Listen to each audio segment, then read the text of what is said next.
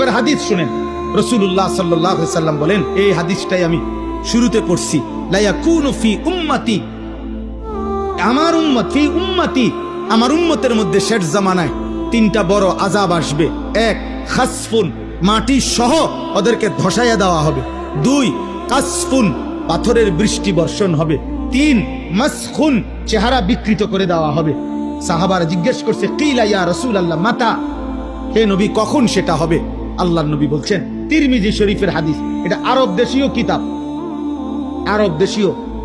আল্লাহর নবী সাল্লাল্লাহু আলাইহি ওয়াসাল্লাম বলেন, ইজা যাহারাতিল কাইনাত, যখন গায়িকা বেড়ে যাবে, ওয়াল মাআজিফ, বাদ্যযন্ত্র বেড়ে যাবে, ওয়াস্তাহাল্লাতিল খামরা, পানির মতো হালাল মনে করে মানুষ নেশা আর মদ খাইতে থাকবে। এ মনে রাখবেন, একটা খতিয়ানের মধ্যে তিনটা দাগ আছে, এক খতিয়ানে তিন দাগ।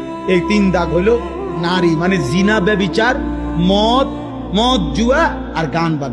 যেখানে গান সেখানে নারী, সেখানে নেশা।